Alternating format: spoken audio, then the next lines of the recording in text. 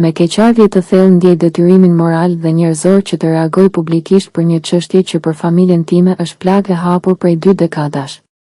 Më vjen keq që jam e detyruar ta ndaj me qytetarët një moment kaq personal, videon e vetme që kam me baban tim, vetëm për të bërë një deklaratë që nuk duhej të kishte nevojë për dëshmi të dhimbjes son. Dua të theksoj sërish, ashtu siç kam deklaruar në 11 korrik 2025, e dim kush e vrau Nuriun në vitin 2005, por për 20 vite me radhë ai është vrarë çdo ditë nga institucionet, nga policia, prokuroria dhe gjykatat. Kjo padrejtësi e zgjatur është krim më vete. Ali Ahmeti dhe komandant Struga, Nuri Mazari, babai im, ishin bashkëthemelues të ushtrisë qeverimtare kombëtare.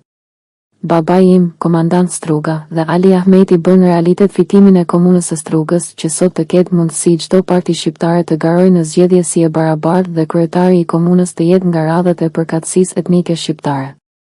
Sot ndjej nevojën të jem edhe më e qartë, personi që u përmend në atë fushat publike, ku morën pjesë dhjetëra mijëra qytetar, nuk është vrasi i babait tim.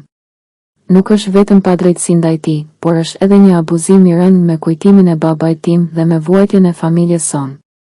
Zotëri Adnan Azizi, me çfarë të drejtë e përdoret këtë emër të shenjtë për kauza të momentit politik? A nuk e dini se idealet nuk janë mall tregu? Se gjaku dhe sakrifica nuk janë slogan elektoral? U bëj thirrje të gjithë atyre që e përmendin emrin e tij për qëllime politike, personale apo propagandistike që të ndalojnë menjëherë. Mos e përdorni Nuriun, as jetën e tij, as vdekjen e tij për përfitime apo qëllime të ulta. Është e padenjë. Është e turpshme. Kujtimi i babait tim meriton drejtësi, jo përdhosje. Mos u zini mes vete, shqiptar, mos e bëni dhimbjen armë, bashkohuni, sepse kur jeni bashk, jeni më të fortë, më të pathyeshëm, më të respektuar. Kjo është rruga e vetme përpara, rruga e besës, e unitetit dhe e forcës kombëtare.